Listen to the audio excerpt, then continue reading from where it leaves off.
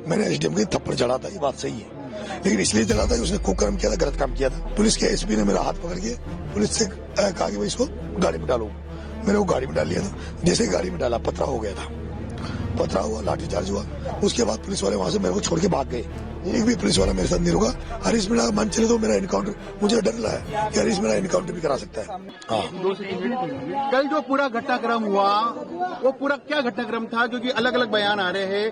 थप्पड़ मारा, उसको क्या उचित मानते हैं आप? थोड़ा सा तो उसको उचित मैं आपको विस्तृत रूप से अपना घटनाक्रम बता देता हूँ। सुबह में 7 बजे बूथों को, प्रत्येक बूथ में जाने का मेरा प्लान था, लेकिन मेरे को 9 बजे सूचना आती है इस गांव ने बहिष्कार कर रखा है। बहिष्कार इस बात का था कि ये पहले उनियारा उपखंड में थे, वहां से तोड़ के इनको देवली उपखंड में जोड़ दिया गया है, पूरी पंचायत को।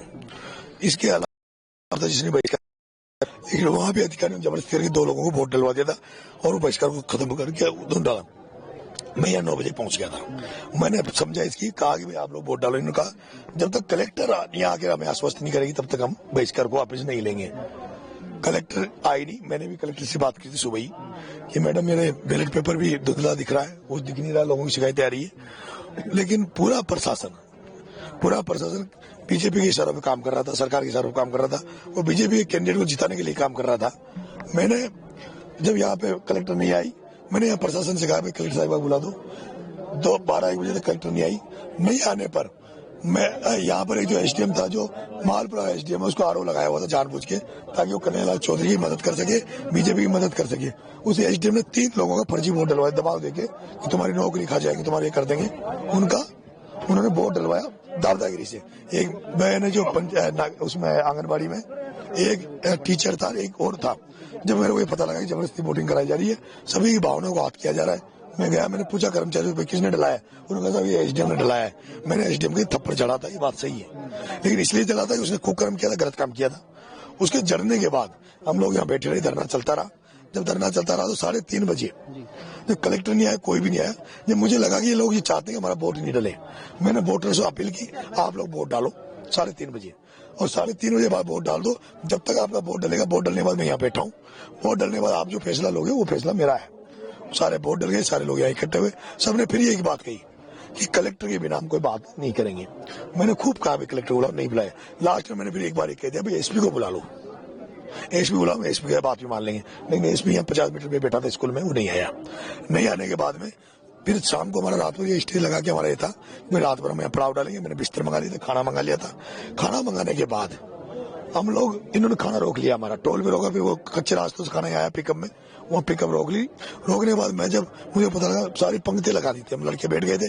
मैं खाना लेने गया, तो खाना लेने के लिए गया तो पुलिस के एसपी ने मेरा हाथ पकड़ के पुलिस से कहा कि भाई इसको गाड़ी में डालो। मैंने वो गाड़ी में डाल लिया था। जैसे गाड़ी में डाला पथरा हो गया था, पथरा हुआ, लाठीचार्ज हुआ। उसके बाद पुलिस वाले वहां से मेरे को छोड़ के भाग गए। एक भी पुलिस वाला मेरे साथ नहीं रुका। पुलिस का एक ड्राइवर गाड़ी में था। उस पर जब लाठीचार्ज पथरा हुआ, मैंने उसको, मुझे लगा इसको नुकसान हो सकता है, मैंने उसकी जान बचाने के लिए उसको निकाला, उसको मैंने उस मकान में बिठाया। फिर मैं इस जगह आ गया। ऐसे आया तो इधर से फोर्स ने अटैक किया। वो उनके पास आंसू गैस के गोले, मिर्ची बम और सब थे। जैसे मिर्ची बम आया, मेरे को यहाँ महिलाओं ने घेर लिया था। महिलाओं ने कहा बेटा तू नहीं जाएगा। मैंने कहा खूब खुशी, मेरे को इस मकान में ले गए।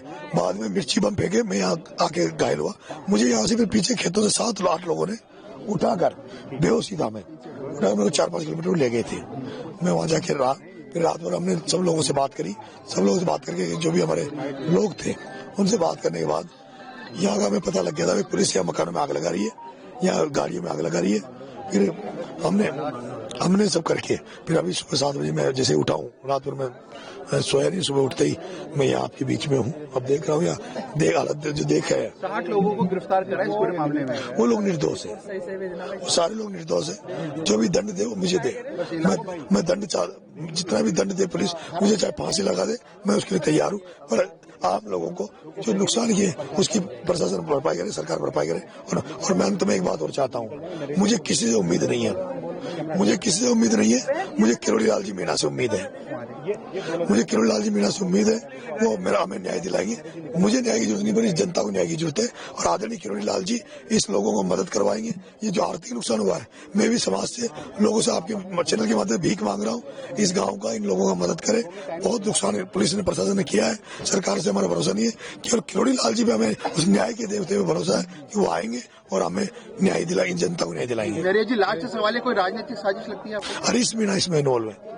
हरीश मीणा पे संदेह, हरीश मीणा जो यहाँ से सांसद था, उसने मेरा टिकट कटवाया था, उसने मेरे खिलाफ कई साजिशें करी थी पहले भी, और वो डीजीपी रहा है पुलिस का। पुलिस ने जो बर्बरतापूर्ण रवैया अपनाया, मुझे पता है उसके इशारे पे अपनाया है। हरीश मीणा मन चले तो मेरा एनकाउंटर, मुझे डर लगा है कि हरीश मीणा एनकाउंटर भी करा सकता है। मतदान हो गया है, अब आप भी प्रत्याशी निर्दलीय, क्या उम्मीद है? मतदान 100% मेरे पक्ष में हुआ है और रिजल्ट शायद जनता की भावनाओं के हिसाब से जो मैं नोटिस कर रहा हूँ हमारे पक्ष में आएगा। गिरफ्तारी देने के लिए बैठे हैं? मैं भी गाँव में बैठा हूँ, क्या होता है वो देखते हैं।